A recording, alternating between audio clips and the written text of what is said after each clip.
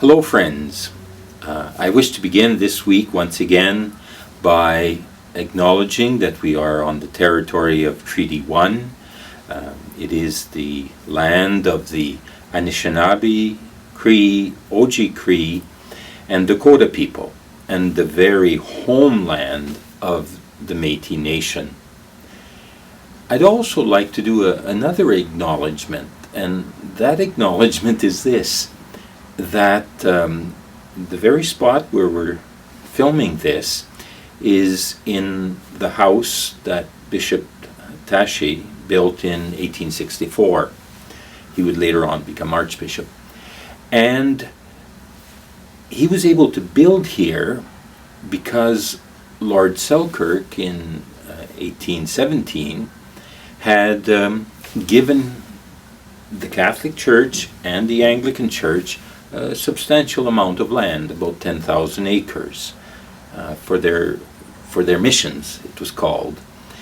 Now, Lord Selkirk was able to do that because he had entered into treaty with Chief Peguis before that, earlier in 1817. And Chief Peguis had entered into that treaty and 4 other First Nations chiefs so as to help their neighbors, their brothers and sisters, the settlers of the Lord Selkirk colony. And Chief Peguis, it wasn't a question of, okay, we're giving you the land or we're selling you the land. Not at all. It was, we are sharing this land and its bounty with you. In fact, the Selkirk settlers would have starved and froze to death the first few winters if it wasn't for the people of Chief Peguis. And so then it's that sense that land is not sold or given, it's shared because it's not yours. I mean, Chief Peguis would not have said, "This is my land." He would have said, "This is our land given to us by the Creator."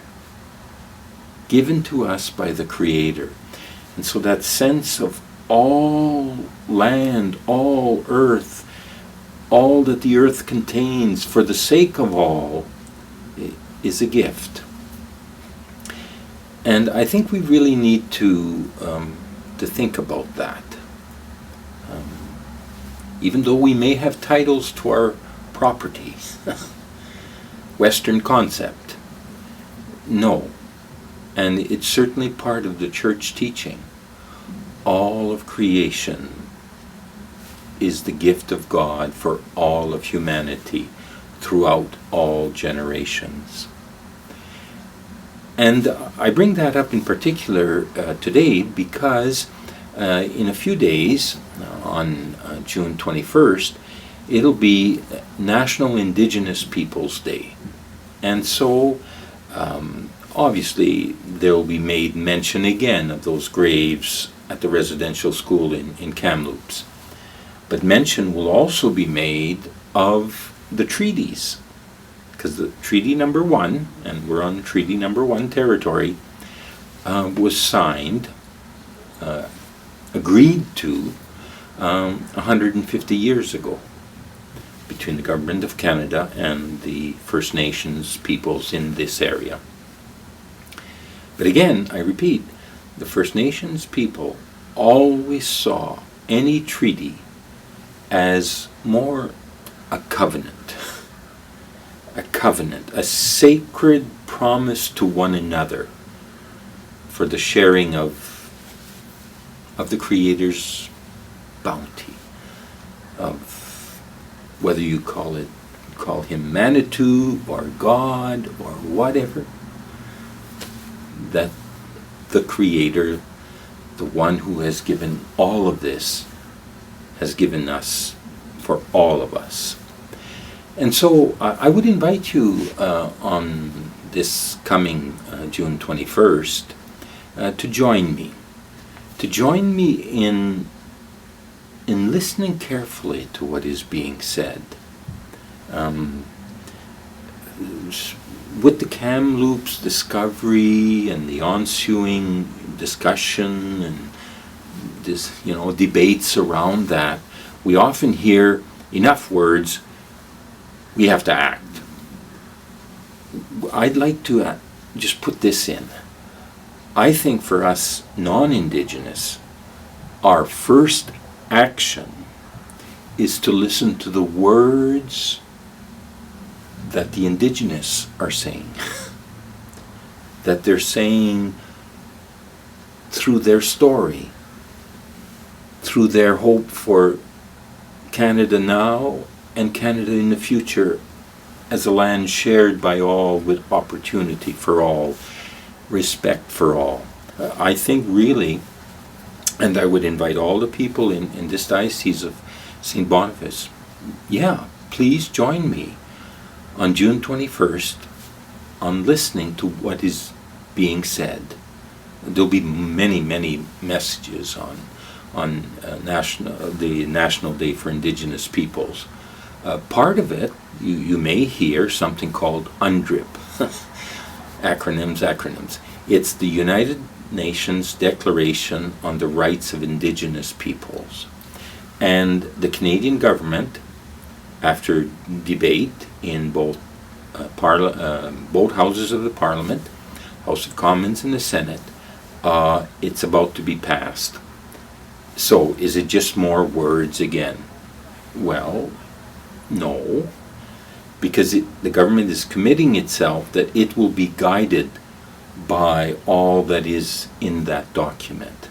It'll enter into legislation, it'll enter into government programs, it'll enter into common efforts, it will enter into education, into health, into land use. It will enter in all things. And that United Nations Declaration on the Rights of Indigenous People has been crafted by Indigenous peoples around the world. And the Canadian Conference of Catholic Bishops supported it, advocated for it 3, possibly even 4 years ago, that it should be adopted in Canadian legislation and become part of the fabric of what our Canadian society will be. So I'm asking you, and especially if you want to move to action, then don't just sit back and listen. Lean into listening to what is being said, and especially what is being said by the Indigenous. There will be many voices. We need to hear the many voices and then go together. And what I'd like to leave you with this week is a phrase I heard from Bishop Gary Gordon of Victoria, who for all of his priestly life, and now he's been bishop of both Yukon and now Victoria, and he's been very, very close to the Indigenous people. And so this Tk'emlúps thing just ripped his heart. But anyway, he says, institutions don't reconcile. People reconcile. Individuals reconcile. And then institutions, governments, social fabric. And so I'm really inviting you to join me and on that day, National Indigenous Peoples Day, and to lean into listening and with an open heart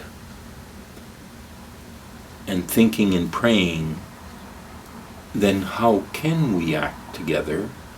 Or even more, let us listen to how the First Nations people are asking us to act together for justice for all, for this land and its bounty and its future to be bounty and future for all. Thank you.